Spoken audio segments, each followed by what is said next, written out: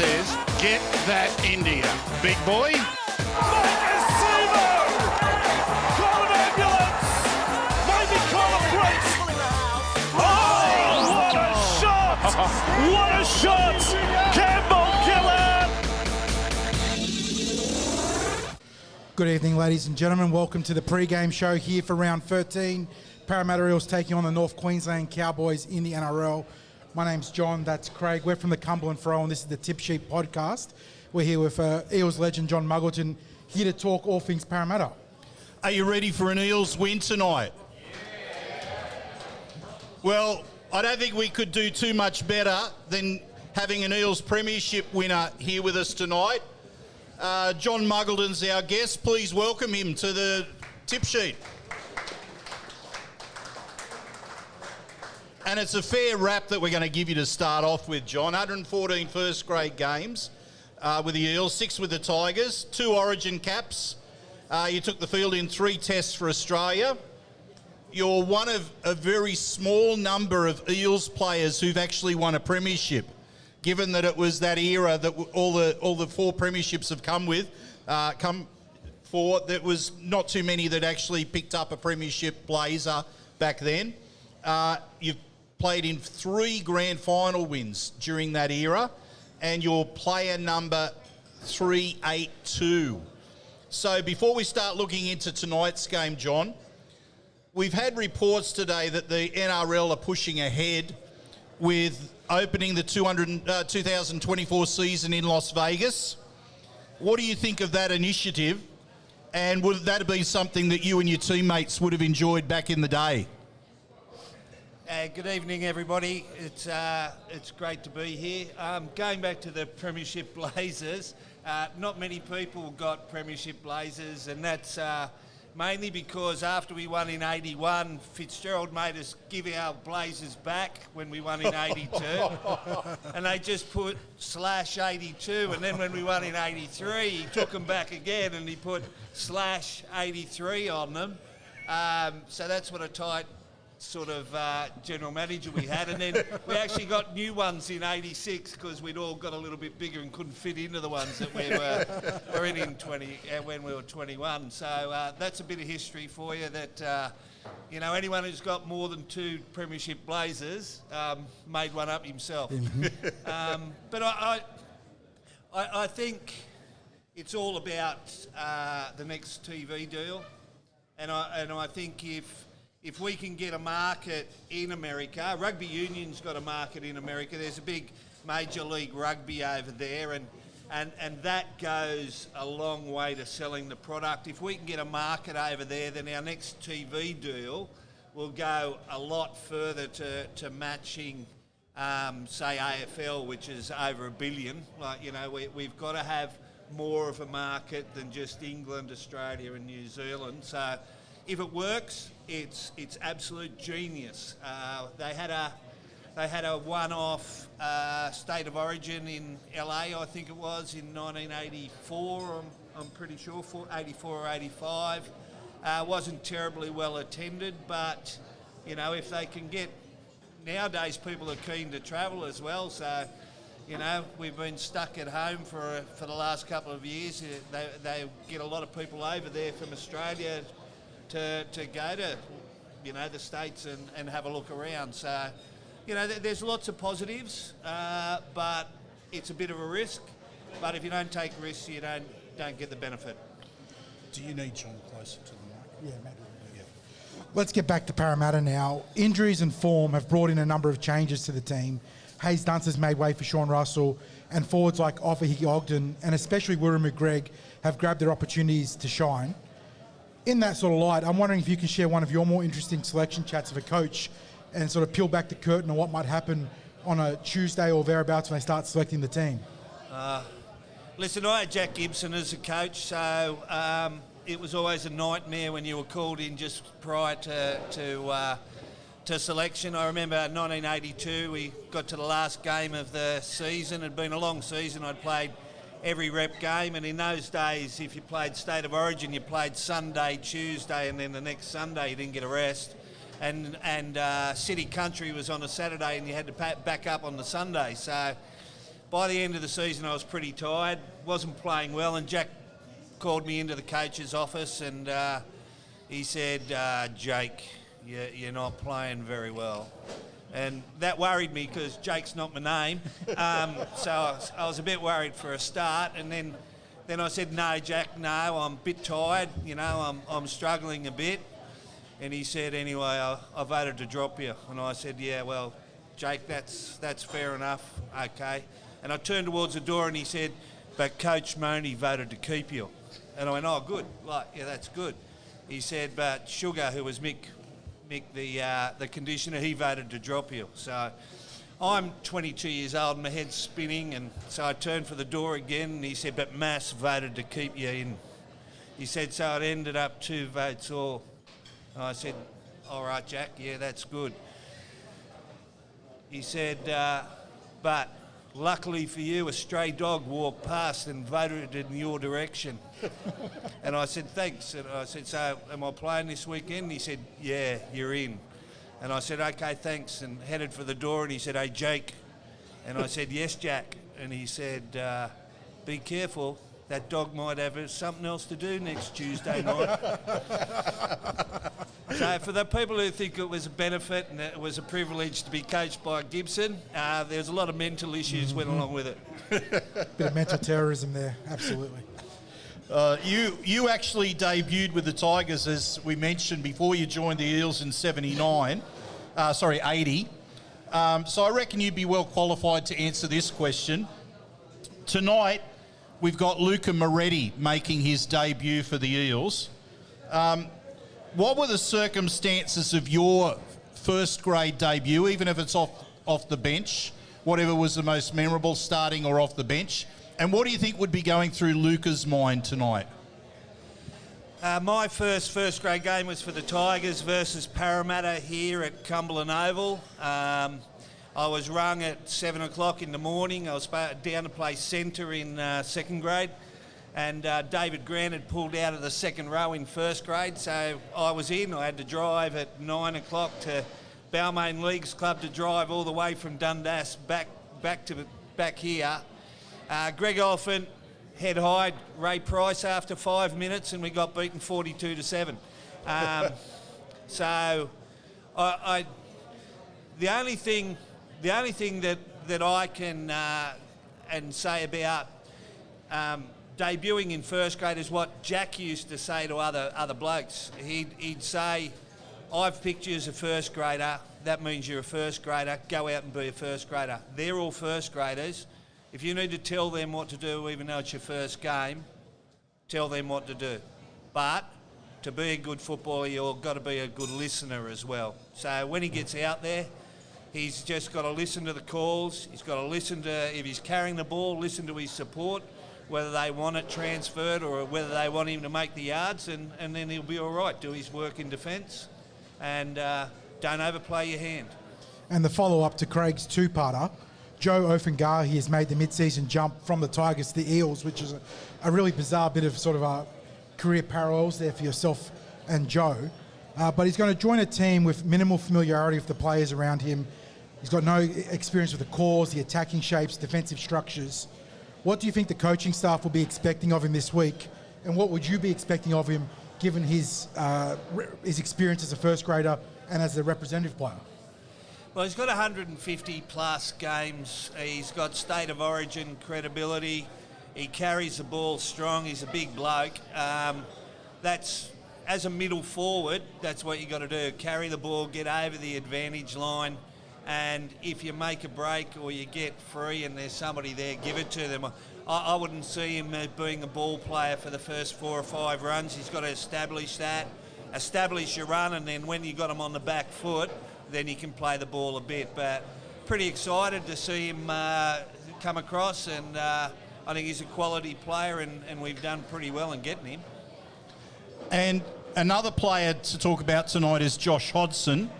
He's got a milestone game tonight. He's got 150. It's his 150th first grade game. In the footage of his jersey presentation, he said that these sorts of milestones, they're great to look back on once you've finished playing. But the focus is on winning the game, because ultimately you want to win the premiership this year, and that's important to get these sorts of games. What was the fanfare like when players hit milestone games back when you were playing, like, for example, your 100th? Well, I liken it in our day to when Parramatta made the 1976 and 77 grand finals. They had motorcade parades through the streets, and and they didn't come home with the goods. Whereas when Jack had us and we're in grand finals, we have always had it afterwards if we won. So yeah, they're all good. They mean nothing to what's going to happen tonight. Celebrate afterwards, that sort of thing. He's right. Going out there and winning the game is the number one thing.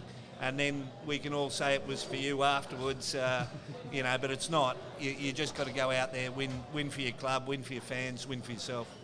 Let's talk our opposition tonight. The Cowboys looking to bounce back from a 60-point thrashing last week against the Tigers. I'm struggling to think of an example from your career, but were you ever on the receiving end of a thumping equivalent to what the Cowboys received last week? And even if you weren't, hypothetically, how do you bounce back from something like that? Well, we were beaten in the major semi-final in 82, 20, I think it was 26-0 by Manly. That was the game I was dropped for from the story before. So now we know why the defeat happened. Well, yeah. He put me back in the next week, let's say. And all we did the next week was that massive final game against Eastern Suburbs in the rain, where we beat them 32-0 in the rain, and we scored 7 tries, and each one of them was scored by the backs. And we knew that they were going to try the tactics that Manly had tried the week before. So Manly with Boyd and all those blokes, a lot of cheap shots, got people off their game. They weren't worrying about football. Pricey got sin-binned, and they just ran away with the game because we weren't playing football. Or some of us weren't playing football. They were, looking to get square. Whereas the next week, we knew Eastern Suburbs would do the same thing, and we just ignored it, just knocked them on their backsides, played our footy, took our opportunities, and then we backed up and did the same thing against Manly, and it really put them off their game that nobody retaliated to all the rubbish that they put in, and we ended up getting the bacon the next week as well. So basically just go back to focusing on your job. Forget about the week before, focus on your job. Grand finals and big games won by everybody doing what they're good at very well. If your part of the game is to be a ball carrying forward, get over the advantage line, that's what you do. And you play the ball quickly, and you make the ground for your playmakers to then come behind. When everybody tries to be a ball player, and not everybody can be, and the greatest thing for young kids to teach them is everybody can pass a football at any time. Good ball players know when not to pass the ball, and that's where we miss Sean Lane, because he discovered at the end of last year a bloke who could offload the ball at any time, when to do it for the benefit of the team and the benefit of going forward. So, that's what you got to do. Now, North Queensland will also be without 3 key backs in Valentine Holmes, Murray Talangi and Tom Dearden. How much of an advantage does that provide for the Eels tonight? I think it gives us a great advantage. I think our 2 halves will control things, and our 2 centres, are playing pretty good footy at the moment, hitting some holes and running some nice angles. So they've got a 3 and a 5 who are debuting tonight.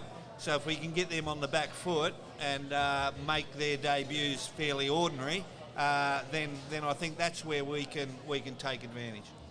And of course, that's balanced out by the fact that while the Cowboys are without Ruben Cotter, the Eels are without a lot of their key forwards. No Junior Barlaw at Origin, Reagan Campbell-Gillard, Sean Lane, Ryan Madison, and Andrew Davey, all with various degrees of injuries.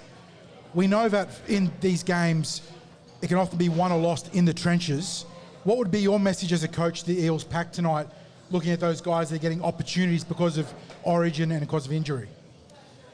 Well, I'd say opportunity doesn't come very often, and when you get your opportunity, you've got to take it. And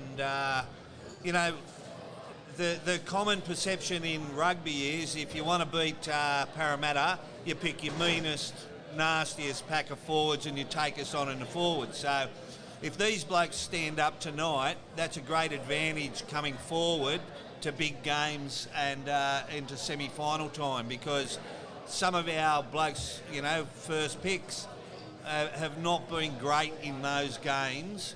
And I'd say the coach is still looking for the perfect pack of forwards that's going to stand up to everything that's thrown at them by different teams who are going to be in the semis. So, which Eels do need to be on their game tonight? And just further to that, what Cowboys players do we need to shut down? Well, I reckon the two sets of halves are key to us. The joint between our forwards and actually controlling those young blokes who are making their debuts or have got their chance a couple of weeks ago and are playing well, controlling them to get the go forward, and then being smart enough to shift the ball to our centres, to get amongst their new guys and keep the pressure on them. Our kicking game's got to be good, but our catching game's got to be better, because when we can catch the ball and return it and get out of our danger area before we have to go to our forwards, we're always a much better team. You mentioned the 3 and 5 for the Cowboys being on debut. That's Zach Laybutt and Robert Darby. Would an opposing coach be looking to apply extra pressure on a player making their debut, or would you looking to be picking them out in any specific way? Yeah, look, if it's their debut, it means that there's a different combination with a bloke inside them and a different combination with a bloke outside them. So defensively, in 1 week where they've had to work, it's very hard to be 100% as far as knowing what the other bloke's going to do. So if we can run a bit of traffic around there, a few decoys, even options where either player can get the ball, we can make some pressure there. So to this point at the season, the Eels haven't had the sort of season that they would have liked after being in the grand final last year. But the points differential is really good. Like for a team that's lost more matches than they've won, to be at a positive 44 is quite unusual. And I'd actually argue that the Eels have maybe been a little bit more consistent than they were last year, because against the same opponents, we've had a few blowouts last year as compared to this year. But it does come back to winning or losing, and we have been losing more. Do teams forget how to win games? Do they sort of lose that ability to ice a close match?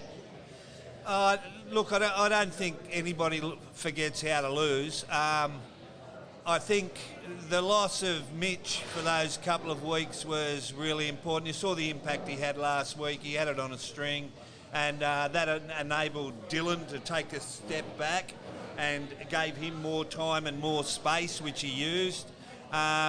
So I think we've had injuries where we didn't need them, and we've had to use players there that, although reasonable players, the distance between the player that they replaced and them has been quite large. And as I said before, Sean Lane, when he plays, we're a different kettle of fish on the edge. We've got some players, who in the back row there try to be him, but their decision making as far as offloading is not as good, and therefore we tend to miss opportunities and turn over ball where we've got the team on the back foot because they're trying too hard, which is not a bad thing, but as we said before, you've got to play to your strengths, and if your strength is not offloading in contact, it's offloading after you make the break, then that's what you got to do. Yeah, and with Sean Lane, I know there's a lot of big bodies in NRL these days, but he's still a bit of a unicorn at 2 metres tall and with those ball skills, so his absence is certainly been felt by the team. Now, we're going to talk a bit of Origin and some Blue and Gold Alliance stuff as well, but let's put a wrap up on the Parramatta Eels and Cowboys game. Who wins tonight, and what's the margin?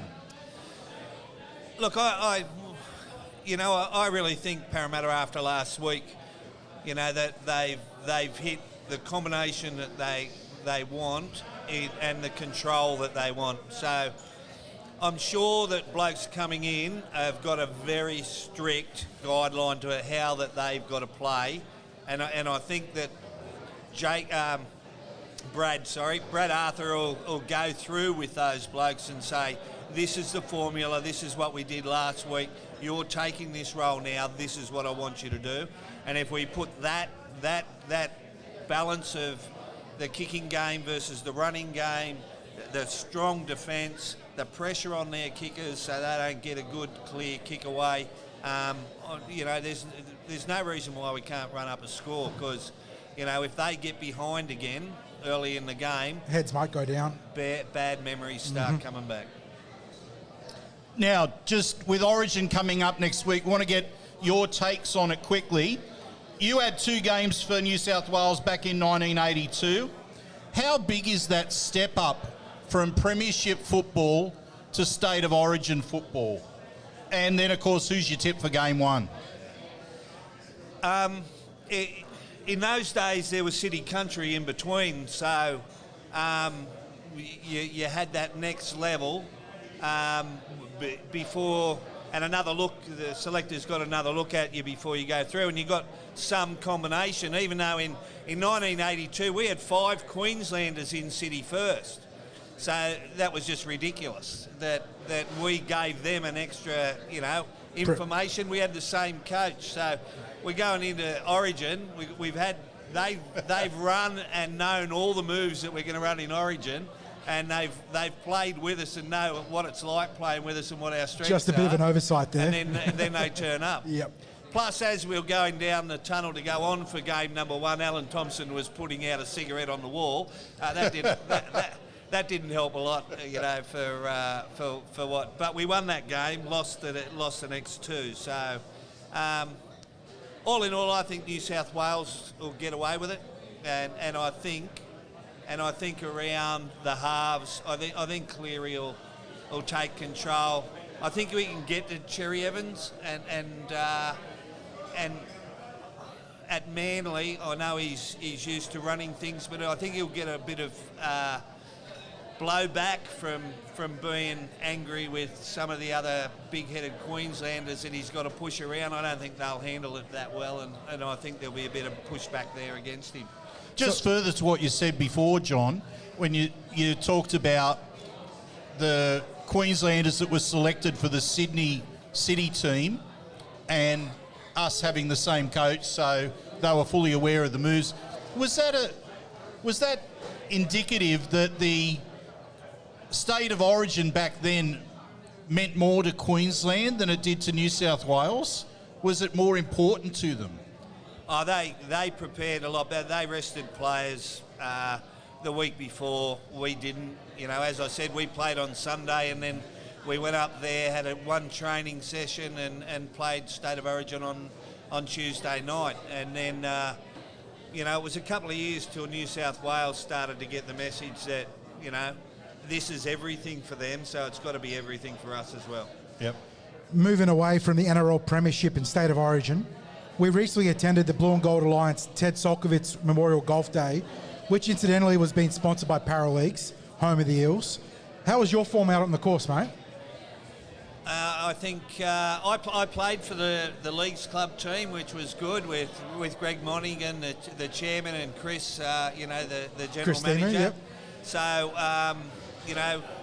we had a great day. We had we finished, I think, 3 over, and 2 of our players, Chris and our other player, they don't play golf, so we enjoyed it. It was great for all the old blokes to get together and do it for a good cause, and in memory of Ted, who was a terrific bloke and a pretty good tough little player as well.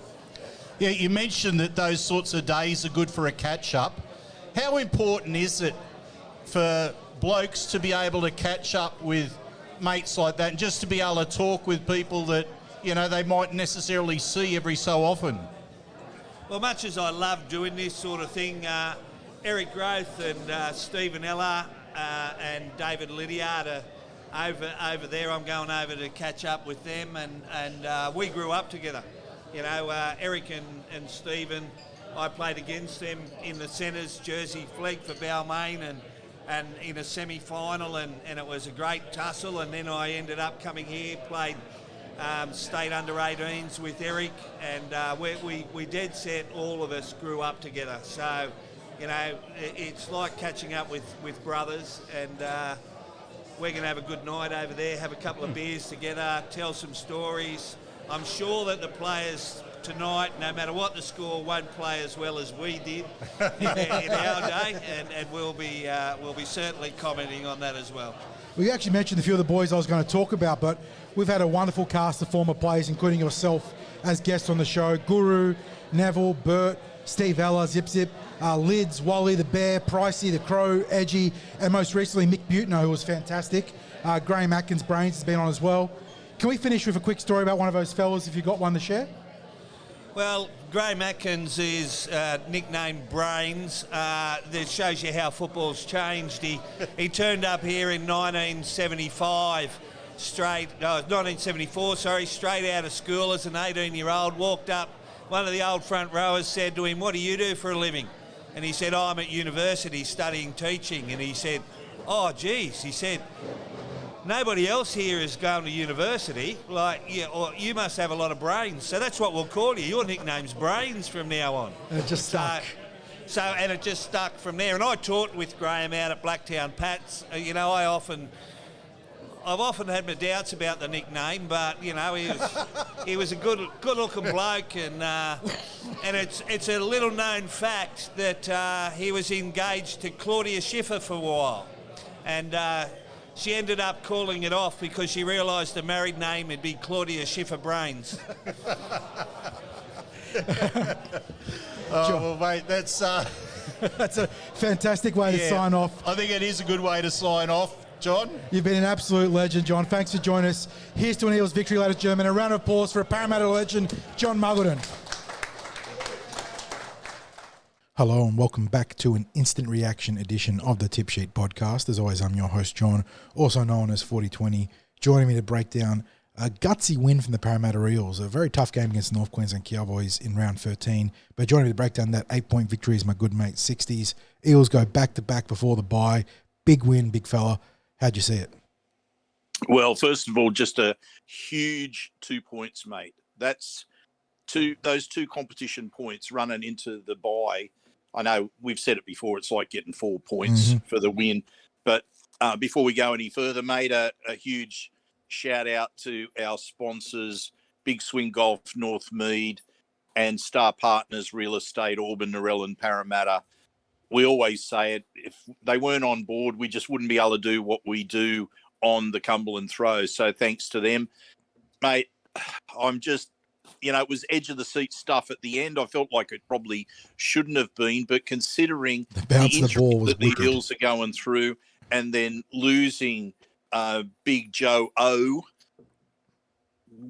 10 minutes into the game? You come into this game expecting to lean on Joe for 45, 50 plus minutes maybe, given the relative, inexperience of the composition of the rest of the middle forwards. And he gets injured 10 minutes into the game. Another calf strain like Maddo, although he was ruled by BA in the presser a good prospect to come back into the team after the bye. But yeah, what a cursed run it has been for the Eels with these forwards. That makes the six, top line forward that's unavailable this week. Obviously Junior in the Origin camp, but he was in presence for the game tonight. But yeah, just a terrible, terrible run of injury. Really bad luck for the Eels. But again, as we saw last week, they battened down the hatches, went shoulder to shoulder, rolled up the sleeves, whatever cliche you want to throw in there. They got to work and got the job done in the middle. Yeah, absolutely, mate. So let's hit the listeners with some of the main stats from tonight. Yeah, so Eels 24 defeating North Queensland Cowboys 16. Try scorers, Wiremu Greg getting off the nudie run list. The big fella, a more than worthy try recipient right there. He's been so good for the Eels, so good again tonight. Mike, Can I just do a quick shout out to one of our regular listeners, one of the regulars on TCT? He's always got his tips for the in our preview of how the match is going to go. That's Sean. He tipped Wiremu Greg to be the first try scorer tonight. And Man's done his homework. First Eels try scorer. Yeah, we'll still give it to him. So we will give that to him. And so if you had have taken Wiremu Greg to score in an Eels win, you probably would have been doing quite sweetly when it came to the odds tonight. So so shout out there to Sean. Sorry for interrupting, mate. That's but all I just good. had to get that in there. Always happy for a good plug like that. But yeah, Woody's been amazing for the Eels again tonight. So good. One error on the goal line, and that was off a very good run where he got a double. But yeah, Mike Acevo bagged the try in the 55th minute with nice ball work from Gufferson and Bailey Simonson. Likewise for Sean Russell, which was almost a mirror of that try. Guffo chiming in down the right with Will Penasini linking up beautifully to Sean Russell. And then Moses sealing the deal in the 78th minute from a scrum win, stepping past Reece Robson and then Luciano Leilua to cross in the 78th minute. Flawless night off the tee for Mitch, 4 from 4. Didn't even look like missing. For the Cowboys, Scott Drinkwater scored a nice try off second phase football to start the scoring in the 7th minute. Then Kyle Felt bagged a double in the 68th and 75th minutes.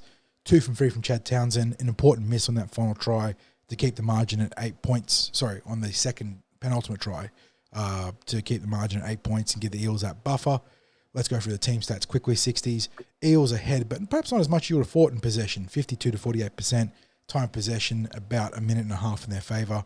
Both teams completing fairly well. Cowboys ahead of the Eels, though. 84% for the visitors, 73% for the blue and gold.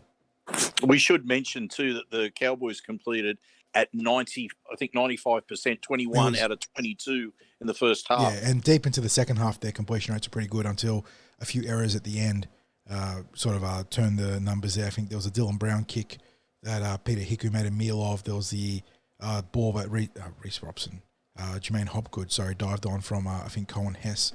And so a few little turnovers there that sort of skewed those stats at the end. The Cowboys played a good, tough game tonight. In terms of the attacking stats, though, Eels with more run meters. They were way more efficient on the run meter basis there.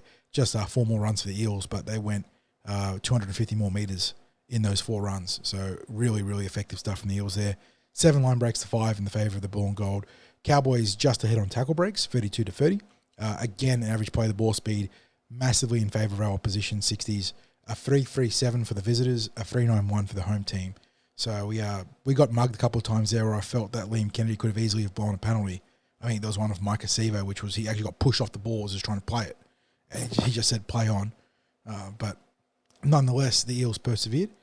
Cowboys actually out-offloaded the Eels here, 9-6. The Eels, without Junior Barlaw, without Ryan Madison, 2 of their prevalent second-phase players, not really offloading today. Jermaine Hopgood putting the arm away and focusing on working the ball up the middle. Going through to defensive stats, both teams defended pretty well. Cowboys a tick above that 90% effective tackle rate. The Eels at 89% flat. So pretty solid day at the office for both teams. 13 errors for Parramatta to the Cowboys 9.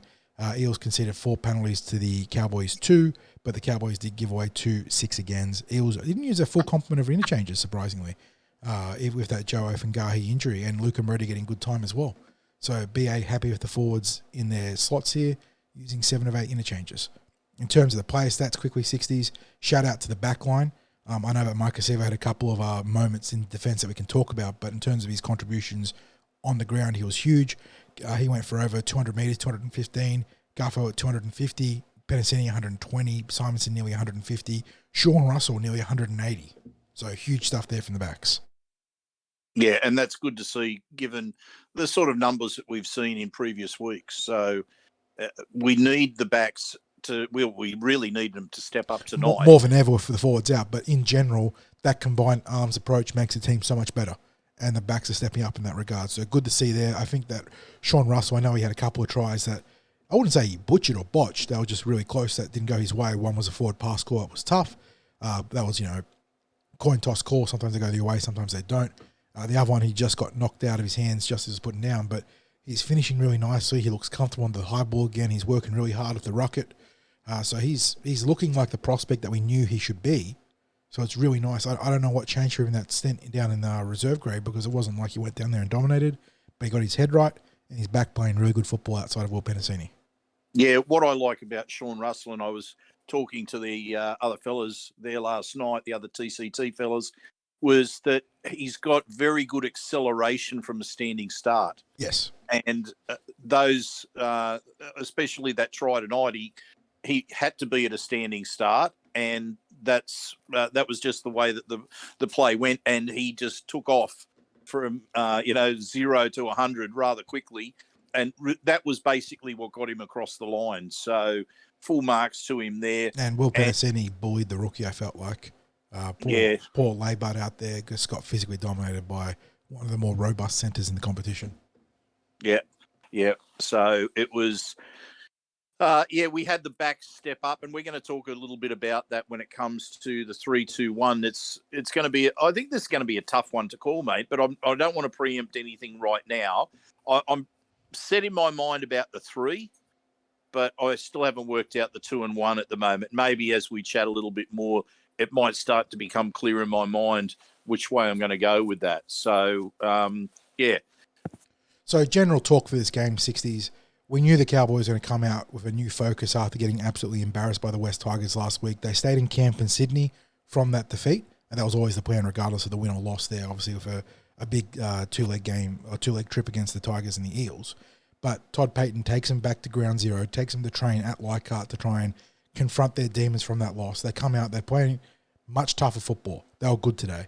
I know the game was scrappy at times in terms of the flow and the way the officials sort of helped influence that factor, but the Cowboys played good, tough football and really asked some questions of the Parramatta Eels for some good offloads. Yeah, and let's face it, we knew that was exactly how they were going to play after last week. I mean, last week, they dished up 55 missed tackles and 20 ineffective tackles. They made 12 errors. It was awful stuff from them. You just don't have two games like that 2 weeks in a row in the game these days. We know that the competition's fairly level. Yeah. And what you tend to see from the NRL these days is a bounce back from those big losses. No matter who the team is, there seems to be that bounce back factor. Doesn't necessarily mean that they're going to win, but you see a big lift in performance, and they had to lift. This is a team which finished in the top 4 last year. They're obviously struggling big time this season. That bounce back factor for the Cowboys was a real threat because we speak about them and their losses. They had a big loss against the Cronulla Sharks in round 9, 44 points to 6, if I recall correctly. And then they followed it up with a good win against the Roosters and a big win against the Dragons before the West Tigers demolition job. So the fact that they've had those bad losses and refocused their efforts was a real threat. Like, it's literally, in the books this month. In this case, the Eels managed to muscle up and stay resolved. And I think the scoreboard doesn't really reflect it, obviously, but I think we did a really good job in that second half controlling the game right up until a couple of bad luck things happened against us. There was, I think, a forward pass let go that let them get out of trouble on the last tackle and make a 30-40 metre gain, which would have been a turnover in their half. There was actually 2 forward passes in that move. Yeah, there was a big one from dummy half or thereabouts, and then one from just after that. And then the Kyle Felt kick later on where, the Eels did a good job to pressure and scramble, and then it just takes I saw the replay when I got home, and I don't even know how the ball managed to bounce the way it did. It took a wicked bounce at the last. Guffer couldn't get to it. Bailey tries to dive on it. They get 6 again, and it leads to a try. So, that took the game out of the Eels' control to some extent, but they managed to once again knuckle down and get back into the grind. Some really good discipline following a Jermaine Hopgood pounce on the loose ball. Saw the Eels really pressure that goal line for the Cowboys, which culminated in Mitchell Moses going over to win the game. So really liked where their heads are at. They didn't overplay their hand at any point in this game. They missed some tries because of we spoke about Sean Russell earlier. There was a forward pass call and he dropped one ball over the line. But they played good red zone controlled football. They didn't give away 7 tackle sets. They minimised that sort of impact on the game. They were happy to turn the ball over a metre or two out running the ball and make the Cowboys come off their line.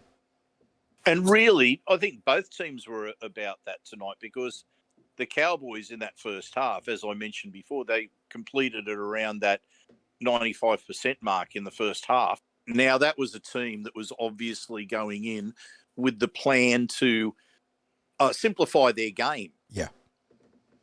If you're having concern about what might happen in defence, the best plan against that is to control the possession a lot better. And I think that's basically what they were able to do. Now, the payoff for them completing better and making the Eels work a little bit more was that they were up against an Eels pack that had probably spent more time in New South Wales Cup than in NRL during the season. Or if they have been playing in NRL, the minutes have been limited because they're basically shorter minutes coming off the interchange bench. So we saw tonight there were a number of occasions where the Eels pack looked absolutely spent. And we know that the players are fit, but they were just having to do a lot more work because of the fact that the opposition were completing it at such a high click. You're rate. A man down. Like, all those things add on. You know, we have players playing well above what we would say a lot of minutes would be in a given week. And they're doing a tremendous job. So, you know, Woody went for nearly 50 minutes tonight. You had Ogden 35 off the bench. You had Hesse Makatoa going 55 minutes. You know, so, you know, it wasn't huge impact from the big man. He got through 10 runs for 80 metres and then 29 tackles. But he's, you know, just filling the gaps. You know, being around, you know, the ball and doing all that off-the-ball work. It's a big ask. So the guys did a fantastic job. Matt Dury played the full complement today. I thought he was very good. Bryce Cartwright again going the full 80. Jermaine Hopgood the full 80. And it was a game where BA trusted the rookie with nearly 20 minutes on debut 60s. And that's not something we're used to seeing. And I thought that Luca Moretti did a pretty good job. You know, he had, you know, a few runs, 4 runs, 30 metres, got through some really nice tackles actually. There was 13 tackles, 0 missing, 0 ineffective, and he laid the wood on a few times. Yeah, I guess it was the right sort of minutes in those circumstances, because we know the BA likes to limit players on debut to, you know, maybe about that 10-minute mark, maybe even a bit less. We've seen players on debut get only about 3 or 4 minutes. It's all about that introduction to first grade. Now, I was speaking to someone recently about what would happen in those sorts of debuts, and it was I'm just trying to think who the Eels coach was, whether it was Jack Gibson or Terry Fernley, but back in the day, it wasn't unusual for a player to be brought up and sat on the bench for extended minutes and not get on at all, because this was where you'd play maybe half a game in reserve grade before you were brought on. But that act of actually sitting on the bench and getting nervous, and one of the ploys of coaches back then was to have a player sit on the bench for a number of weeks and then not use them. You know, they think they might get thrown on at any stage. They're nervous. They haven't played first grade before, or maybe not very much.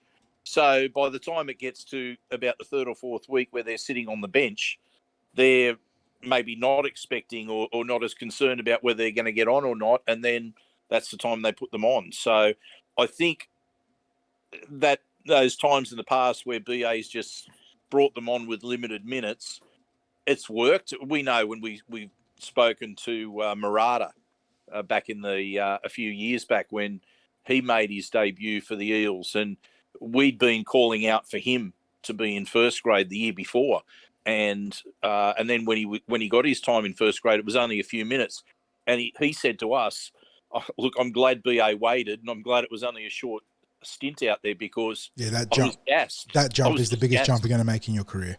Yeah, absolutely. So yeah, full marks there for Luca Moretti. He got what was it, about 17 minutes? 17 minutes, like, yeah. So a very healthy stint under Brad Arthur, who can be conservative when it comes to getting these guys into these games. But yeah, I thought he handled it really nicely. Got thrown into an important part of the game too, and did his job. 13 tackles, 0 missed, 0 ineffective, including a couple of really, really strong hits. So well done, Luca. A little cup of coffee in it was first grade. also good those scenes after the game with him and his mates. Yeah. Celebrating. There was a very his vocal birthday. Moretti contingent on hand at Bankwest or Combank, tonight, which is always good to see for the rookies. Another player I thought that did a very good job, Brendan Hand, 60s, came on, went up tempo. Hodgson did a great job absorbing the early pressure before he got dusted up a bit with, I think, hard to tell, but it might have been a hip pointer injury. It looked like that. That was he copped a knock. It was an innocuous looking tackle. Yeah. It just landed awkwardly, And he battled through it. He was very slow getting up from the tackle where it looked like the injury happened, and he was rubbing at his hip. And I thought, the way our injuries have been going with the forwards, I thought, well, here comes another starting forward that's about to go missing.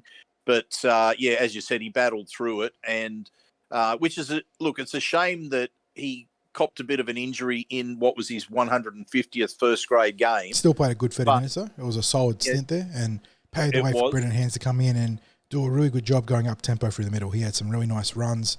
He went 4 carries for nearly 50 metres. Mind you, Hodgson had 2 runs for 20. He had a couple of really nice scoots at a dummy half, picking off poor marker work. So both the dummy halves there having good games. And Hands. And talking about it in the Fox post game, I got home and in time for them to, sort of discuss the pros and cons of Hodgson's form and Hands' form and whatnot. And I'm like, I know the panel's got to talk about something, but I wouldn't be overthinking this. They're both playing good football now. Hodjo's had a really good month of football now. Hands is growing game after game as he sort of makes that dummy half role his own after being a utility for the last couple of years. So both are doing a really good job. And don't overthink it. If Hodgson's playing a good game, you can work him for 50 minutes. If you need to get a guy in there to go up tempo, Hands will come in and do the job. So Eels are starting to see some nice work at a dummy half from both their rakes. Yeah, so I think we've summed it up pretty well in terms of the Eels were looking to be as composed as possible. They probably didn't ice every minute that they needed to. A few more errors than they would have liked. A few tricky bounces of the ball, some good play from the Cowboys. And when they chanced their hand, the Cowboys, there were some amazing passes that they got away. Good support play. Bounce of the ball with a couple of kicks. It was a bit tricky for the Eels there. And, I wasn't, to be honest, it was the sort of game that I was expecting, but I wasn't. That's going to sound like a strange thing.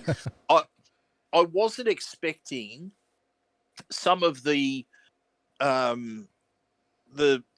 solid play from the Cowboys tonight. I thought that I expected they might have been a bit more up tempo. Yeah, they just went really back to fundamentals, playing good football, taking their offloads when they were presented. That's how they scored that first try. Heel and Lukey having a really nice overs line into an offload back to Drinkwater. And I think Bailey might have made the incorrect read on that tackle or play as well. But really good second phase play there. But for the most part, they kept it simple. They played good football getting through their sets. And I think against a lesser team, they maybe would have gotten the results. Because the amount of pressure that they applied territorially and through the flow of the game would have caused another team to buckle. Yeah, so if we look at a bigger picture right now, where do you think that leaves both teams? And I'm not talking about just straight out on the table, but I'm talking about in terms of their aspirations for the season. Yeah, it was a funny one, wasn't it? Because you're both coming into the round 5 wins, 7 losses.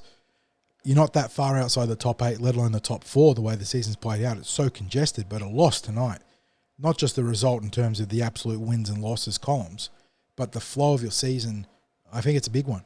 I think this is an important juncture game for both teams, and the Eels were the ones that got the big win. And you go into the bye, you get a chance to get healthy. BA, I think, said in his presser that there's a good shot that Reg will be back post-bye.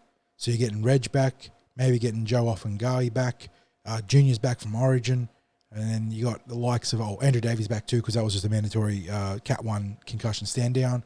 So you're getting a whole ton of forwards back. Obviously, not getting Sean Lane back, and I think Matto would be probably too early for him to come back too. I think he's probably another game or so out from there. But you're getting a whole ton of forward reinforcements back. The back line's starting to hum. For the Eels, that is a big win. For the Cowboys, well, it's been a horrid stretch in Sydney for them, hasn't it? They get belted by the West Tigers. They play a good game against Parramatta, but they come up short because the Eels met them with the same sort of consistency and physicality that they were trying to out-execute on, and the Eels did a better job of it. And so you go back up to Queensland now for the Cowboys, and I know they get Tamalolo back next week, which will be really nice for them, but geez, you're looking for a lot of answers to a lot of questions, aren't you, if you're Todd Payten? Well, they were sitting on equal points with the Eels, and like the Eels, that was based on 5 wins, no buys at that stage. Mm-hmm. But next week, the Cowboys go into a match against the Storm, I think it is. Yes, I believe it is the Melbourne Storm. You're right. The Eels get a much-needed buy. I think in the last few years, I can't recall a buy that I've been hanging out for the team to get as much. Yeah, this is a big one. And I know that we've had our concerns in the past about how Parramatta come out of the bye. Sometimes we can be a little bit sluggish getting back to our best football, but geez, this is one the team needs. They've battled their backsides off the last month of football, had a couple of tight losses, a couple of really important wins. That Rabbitohs win being the head and center of it all. But yeah, this bye is big. This gets them back on track, gets them healthy. I know that Mitch Moses joked about in the post-match presser or post-match Fox interview, I think, that he won't be going to Bali. So obviously a cheeky little dig there at the Novocastrians. But yes, this is a very, very timely buy, 60s, no doubt about it.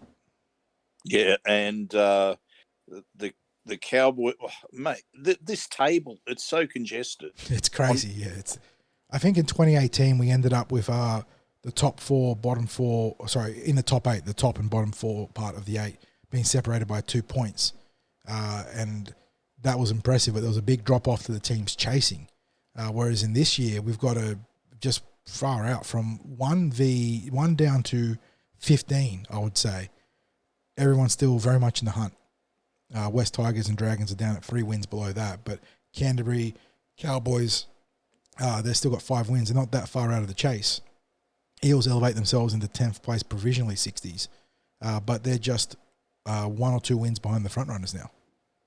Yeah, and as we said, that bye comes at a great time, but it's a run of matches which you don't want. The Eels might look at it and supporters might look at it and go, you know what, we got a good chance to go on a run here, but I don't want them to be looking ahead. I want them just to be looking at the next game. Now, I know, again, that's a cliche about you only looking 1 week at a time, but in this competition, I think more than a lot of previous years, you absolutely have to the moment take you it like that. Start staring at the horizon, you get tripped up. You got to be looking. And the thing is, the form lines only last a week at the moment. Yeah, I mean, I'm looking at the form here on NRL.com, and I think the Rabbitohs, no one's on a streak, like a clean 5-game streak. The best we have is 4-1, Rabbitohs and Sharks. Obviously, the Rabbitohs' last start was a loss against us. Then you got Sharks 4-1, and then from there, everyone else is 3-2, 2-3, 3-1 off a bye. So like you said, you really only been as good as the last game you played at the absolute most, because no one is going on big runs anymore. Yeah. Now, just looking at this match as a whole, mm-hmm. and I'm probably going to preempt my thoughts on best on field here, but for me, a key moment was Dylan Brown somehow shutting down what looked like was going to be a certain Cowboys try. One of the tackles of the year. Townsend. One of it. I mean, the closing speed to go from being the sort of check release guy on that slide to turning around, flipping his hips and getting back in to make that tackle as the guy steps back across him. That was a 10 out of 10 difficulty tackle right there. Like that it doesn't get any harder than that when you're making the cover tackle. He cuts him down. What a tackle. I mean, Dillbags I think he made 20-plus tackles at the half. He finishes the game with, if I just pull over the stats here, 7 tackles. I think. 37 tackles. He missed a couple tonight. We're going to forgive him for that because of the efforts that he made. I mean, one of the misses I recall, he actually cut the guy down, but he fell past him, so it gets counted as a missed tackle. He was, and it was one of the big boys too. He is just when he gets it all together, and he's been building towards it obviously for the last few weeks, and he's been realizing it now in the last few games. But when he puts it all together, it's very hard to make a comp for him because he runs the ball very similar to Cameron Munster. Like, they're so difficult to tackle, but he's got maybe a better left foot step than Cam Munster. And defensively, there's no half like him. Like, obviously, Munster has a huge impact defensively because of his ability to take the ball one-on-one. That is just ridiculous. But in terms of his ability to bring down the big boys, I don't know why teams game plan to run at Dylan Brown because it just doesn't faze him. He is one of one when it comes to his defense, and in attack, we're starting to really see everything come together for him. He's run the ball strongly, even with a left edge where Matt Dury wasn't quite in sync with Dylan at times tonight. I thought Dury did a great job in general, but there were a couple of runs where he wasn't quite in sync. Dylan just drags defenders. He is such a nightmare matchup. Yeah. So, okay, I think we now get to our 3-2-1 because we're probably going to be referencing some individual player performances here, which is the point that I wanted to get to next, because I think we've got some sort of consensus that this was a good controlled victory, a massive 2 premiership points, but a good controlled victory from the Parramatta Eels. Did what they needed to do, didn't overplay their hand, and a lot of players having to step up into that role in the pack. So, mate, I have to go straight off now because I've given so many hints that my 3 is going to go to Dylan Brown. I just thought it was an enormous game from him tonight. We talk about, I like to award the 3 points to players where if they weren't in the team, that the team maybe would not have won. Game-changing efforts, stuff that, like you said, if you had a backup playing, it is true. You truly feeling the difference of a replacement level player when that person is out, and that's what we saw with Dylan Brown tonight. He was just tremendous. Yeah. So the number of times when, we pinpointed that particular one with the as a try saver, but just the cleanup work that he does. And one thing not to be slept on, and it's something that you probably won't talk about in the glamorous stakes, but he is taking a bigger portion of the kick share duties now and doing a good job with those offensive fielded when you get into their opposition half, doing a really good job with those bombs. So he's doing a nice job taking some pressure off Mitchell Moses, meaning that teams can't cheat as aggressively on Mitch when it comes to kick pressure. So that's a really nice sort of string of being added to his bow as well this year. Well, he hasn't got the long distance kick of Mitch. There's very few kickers that do possess his long range kicking game. But as you said, when the plays, when it's either an attacking kick or at least a kick from around that halfway mark where you're looking to share the kicking duties around so it's not all Moses and nobody else, then, he's getting that job done. And you're right, it does. It doesn't just take the pressure off. It changes the equation. Yeah. So he gets my 3 points there, mate. What about your 3? Yeah, I'll go Dill. Just the complete package tonight. Defensively, putting on a clinic. Cowboys ran so much traffic at him and he had no issues. I know he was put down for 3 missed tackles, but like I said, a couple of them were actually cutting down the big guy, but just falling over him. So someone else would jump on and claim the tackle. Defensively, that was such a critical tackle to make too.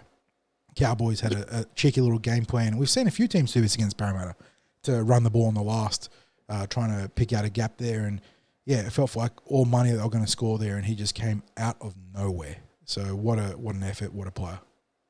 Yeah. My 2 points, Jermaine Hopgood. Hoppy. 137 run meters, just so busy in the game, and then 45 tackles on top of that. Now, I know he's credited for 5 misses tonight, but there were some tackles that he made where he really levelled. Yeah, there was some big opponent. hits. and then the hustle at the end to dive on that loose ball. I don't know if he got a hand to it and it was a missed knock on, or if he hit the arm of the ball carrier, who I think was Cohen Hess. But whichever way that went, if the Eels did get a bit of slice luck their way, good on them, because they didn't get much that game. But yeah, the hustle at the end of the game there to get on that loose ball and get that turnover just as the Cowboys look like they could have had something cooking. Yeah, huge. I'm actually going to go for a different player, though. That's no slight on Jermaine. I'm going for the try scorer, the big man who just... It's crazy to think that on paper, this man is technically our number 4 prop right now. Number 4. We've got Junior, Reg, and now Joe Ofahengaue ahead of him in terms of seniority and obviously cap space and whatnot. But Wiremu Greg, I mean, take a bow, big fella. You've just been tremendous. And I know he's starting to get his plaudits from the commentary and from the media now. People really taking notice of the job he's doing without Reg being available. But the big fella goes over for a try off a great Dylan Brown short pass, it must be said. That was a really well-disguised short option there from Dillbags. But the big fella nearly had a double too. He was so close. And I know he came up with the error from the play the ball from that, but I thought he was tremendous and really led the way in a game where we went down another player, like Joe Ofahengaue, the guy you bring in, 160 NRL first grade games, State of Origin representative, the guy who's going to be your leader for this game, the one that was going to play 50-plus minutes, goes down.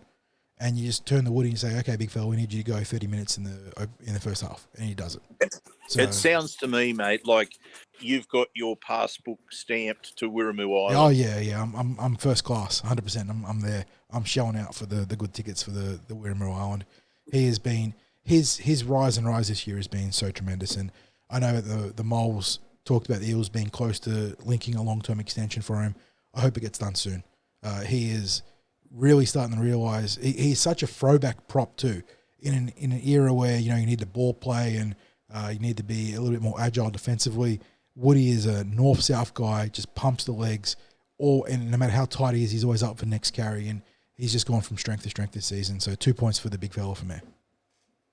Yeah, now he's in contention for the 1 point from me. It's a bit hard to separate a few players here. It gets congested. It was a good, solid team performance. There's a few backs you could shout out. There's obviously some more forwards. Mitchell Moses played a pretty decent game. Brendan Hands was pretty good. So, yeah, I'm interested to see who gets the 1 point from you, because it is a crowded field tonight. Well, I mean, look at the tackle breaks between Will Penasini and Bailey Simonson, 8 and 7, respectively. And I thought Sean Russell's carries from our own red zone were huge. I thought they were outstanding. Yeah, his carries tonight. He did a lot of the shoveling the shit sort of work and did a very good job getting over the advantage line more often than not. Cowboys really muscled up at times too. And he did a good job. It's something that the Penrith backs do so well. He wasn't going directly into the tackle, and it sounds really simple, but you watch someone like Micah, who actually had a big game in terms of meterage, but he had, almost to a fault, picks out the shoulders of the defenders. And sometimes he's trying to find a halfback and make him do the extra tackle, and I understand that. But Sean does a good job using footwork just before the line to get into the arm area of a tackle where it's weak, as you can fall forwards. And that's something that the Penrith wingers are so good at doing. And I don't know, like I said, I don't know what's changed for Sean, whether the coaches pulled him aside and had to sit down and got him to work on a few aspects of his game. But since getting dropped for Hayes Dunster a few weeks ago, he's now come back, clear head, taking high balls really well, running really well. And I know he had a few tries left out there, but in general, finishing really nicely down that right edge. Yeah, I think it's basically the energy that he carries the ball. We're seeing the same with Bailey Simonson and Will Penasini. They'd been really the two that had led our run meters from our kick returns, or just, those dirty yards that we talk about. They'd probably been the best two. Now, you mentioned that Micah's up high for run meters tonight, and he's over 200 run meters, 215 run meters. But there were many times it just felt like there wasn't anything. He wasn't getting anywhere with those carries. He's not one for, I think, hitting a hole. He's not one for pumping the legs as he gets into the tackle. It tends to be that it's a throw of his body weight into the tackle. Yeah, it's one of those things where he needs to be taught to work smarter, not harder. And Yeah. he puts a lot of effort into these runs sometimes. And sometimes there's games where he doesn't. He doesn't run hard. Tonight was a case where, he made some mistakes on the other side of the ball, but he ran hard. But he didn't run smart. So he ran for 215 metres from his 22 carries. So decent efficiency. Just a tick under that 10 metres per run metric that you love to see. But, he could have gone for 250, 260 with a couple more tackle breaks if he's just running smarter. Yeah. So, look, Will and Bailey, they're definitely in the mix for the 1 point. Sean Russell's in there. Mitch Moses. Now I'm starting to find it tough with who gets the point, because Mitch Moses is right up there. And I like some things that Matt Dury was doing. Cardi is just so consistent this year. Big try saver in this game too. He had a really nice tackle late in that second half, coming from the inside to kill a second phase play. So, just another really good game from Cardi. I think the only real knock on his game was the advantage play that we had where he was trying to find Brendan Hands on the overs line and Hands pulled out of it. So the ball ended up on the ground and coming back to the Eels. Yeah, I think when all's said and done, I probably have to go a point to Mitch Moses there, because, again, if I use that metric of could the Eels have won the game without him, and I just don't think we would have. I think he did enough. He created enough opportunities in attack. His kicking was faultless. It's hard to go past giving him 1 point. It's a benefit of playing in the halves, isn't it? Especially when you're the guy in terms of goal kicking and general play kicking. You have such an influence on the game, no matter what the sort of general state of play is. And Moses is so good at exerting his force on the game via long kicking. So, yeah, and can I just say as well that as a big bloke, it hurts me that I didn't give a point to Woody in this that's instance. all right. I'm repping the big fellas. I gave him the 2. Another big fella that probably deserves a shout out. He's not going to get points today because I'm not giving him the 1 point. But I think that outside of a play the ball error where it could have easily been a penalty because the defender was still pulling him down. But Ofahengaue Ogden again, 11 carries, 122 meters. Really strong, some really nice footwork there. 17 tackles, couple missed. So doing a decent job on both sides of the ball. But as the go forward guy, really, this is another strong game for him. So BA's got some good headaches when it comes to having a fully fit forward pack. My 1 point, though, I'll probably stick it into the middle and go to where you went for 2. Another 80-minute performance from Jermaine Hopgood, the big fella, changing his game today. No second phase play. Worked really hard on both sides of the ball, though. Brought the energy. Yes, he had some missed tackles, but there was some real intent in his defense. Going up near 50 tackles is always a good effort. Just a guy who could easily have been in Origin camp this week, and I don't think anyone would have batted an eye 60s. He's been so good for the Eels. He's going to be so good for the Eels for years to come, hopefully. Obviously locked up for another year earlier this season, but just a really good player, and obviously a very versatile player that can change his stripes and spots depending on what his coach needs in a given game. Now, mate, I'm getting the feeling that you're just in a pretty good mood tonight. But have you got a gripe at all? Let's see what old mate Johnny McEnroe has to say. You can't be serious, man. You cannot be serious. Yeah, it's funny to complain from a game like this, and I'm sure the Cowboys have some complaints too, because it was that sort of game where the main official, Liam Kennedy, didn't want to blow a whistle, and Ashley Klein wanted to overanalyze stuff in the box. The Eels, my big one, I suppose, and I'm probably forgetting some here, but I think it was Ogden or Makatoa on the crossfield kick that Sean Russell diffused, where they were ruled to have taken Drinkwater or Townsend, I can't remember which one it was, late. And the Eels challenged. Because I thought it was a penalty on Will Penasini for an escort initially. But no, it was for the late challenge on the half. And it comes down, the Eels get to keep their challenge. But they still get penalised. That is a black and white situation. Either the Eels have been guilty of taking the kicker late, which there was absolutely nothing in it. It might have been Moretti now I think about it. I can't remember. But there was nothing in it.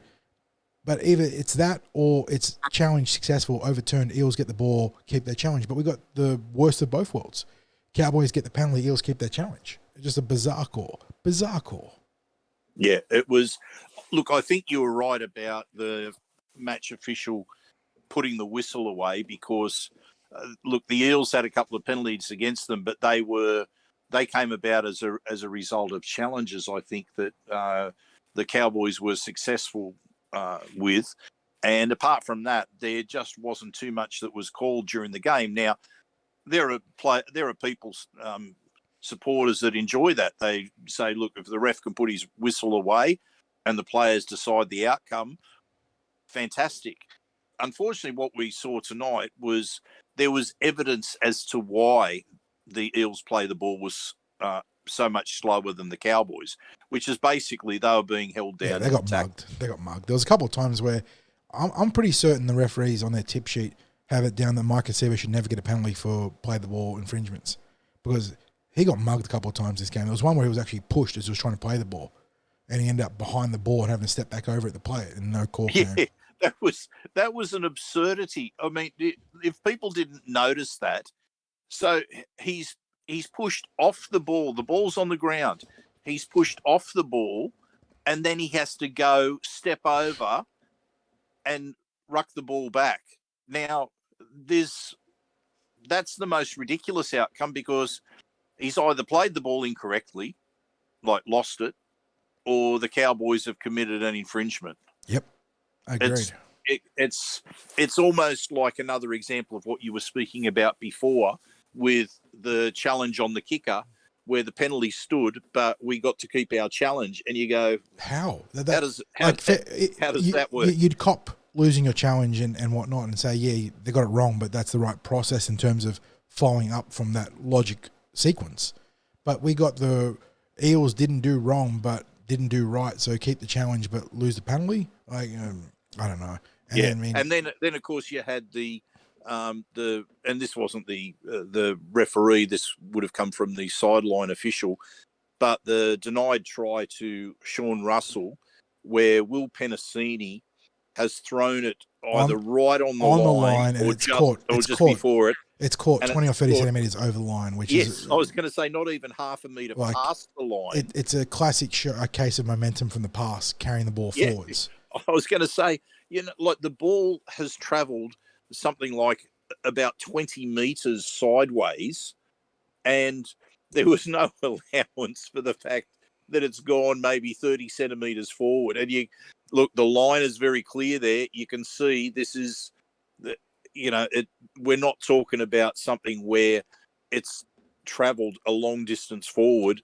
For the touch judge to pick that up, they're obviously using that line there.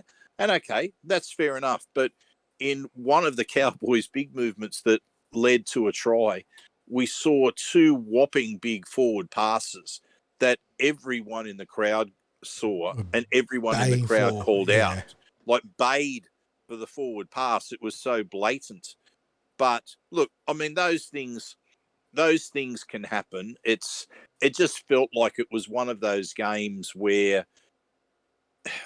if things weren't going to go quite right. And you know what? Again, the bounce of the ball almost haunted the Eels, but they managed to... Yeah, that's what I wanted to say, is that tonight things just didn't quite go okay. And that, to me, adds to the composure that Parramatta had to show to and an stick important part of that tonight. is making your own luck. And one player I want to shout out in that regard is Brendan Hands, who showed some fantastic wherewithal and heads-up football off that short dropout at the end to wait for the tip back from the Cowboys and dive on that ball to intercept it, essentially. Well noted, mate. Well noted. I'm glad that you brought that up, because we were talking about that as it happened live, that positioning that he made, so that as the kick was going up, he folded back to be in amongst the Cowboys players, as you said, looking for the tap back from them, so that he was in position for that. And you know what? It might sound like that's a straightforward thing, and you'd like to think that coaches are well on top of that now, and they're instructing players in the team that, okay, someone needs to make sure that they're getting behind the line of the team that's kicking the ball, because they're going to go the tap back.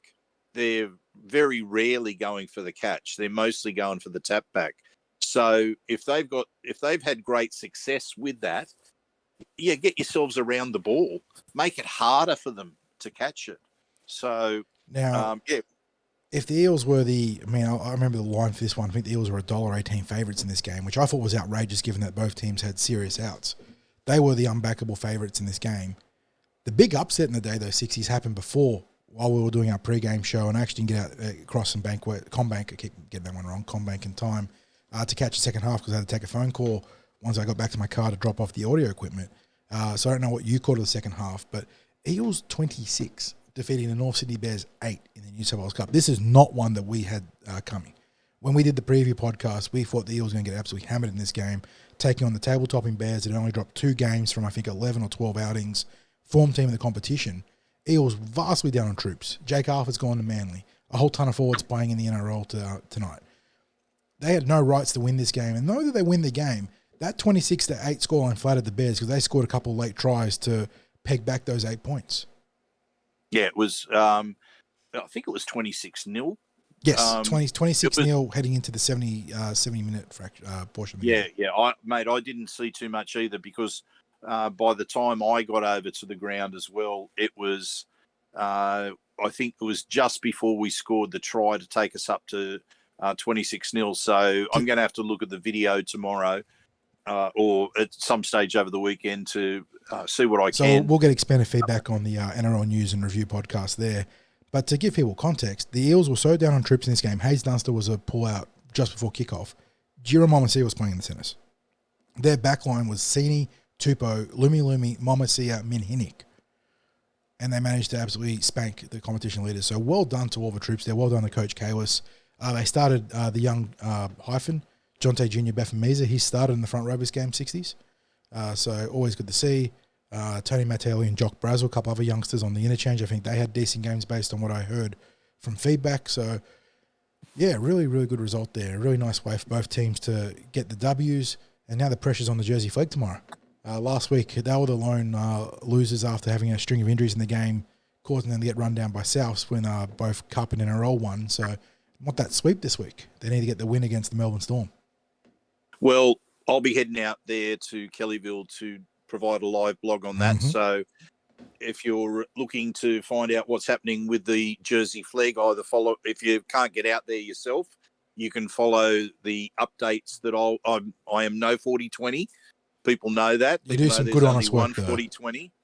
So I'll do as best I can to keep the descriptions and score updates coming through from Kellyville Park. You can catch them from 2:45 p.m. tomorrow. From 2:45, but if you don't get a chance to read the blog live as it's happening, of course, it's there as a recap. If you want to get on and find out what happened in the match, then you can check out the live blog and get your details on the match in as close as I can possibly do to 40, but in reality, nowhere near it. So let's start one more. So just one more win to get the clean sweep this weekend. As we said, we're heading into the NRL bye next week. Beautifully timed, as far as I'm concerned. I think everyone needs a rest. The players that are carrying niggling injuries, or those that have been out with a significant injury, they're either coming back or they're 1 week closer to coming back. Anything that we picked up tonight might hopefully be fixed up and the players ready to go. And apart from that, again, our thanks to our sponsors, Big Swing Golf Northmead, Star Partners Real Estate Auburn, Narellan and Parramatta. Mm-hmm. And, of course, thank you to Parramatta Leagues Club, who are great supporters of what we do on the Cumberland Throw. And we had our earlier guest tonight, John Muggleton, for the preview, which you listened to at the start of this podcast. So thanks again to John Muggleton, to Parramatta Leagues Club, the home of the Eels. And I guess all I can say at this moment, mate, is go you mighty Eels. Yes, sir. Thanks for stopping by and giving us a listen. We'll catch you guys in the next episode.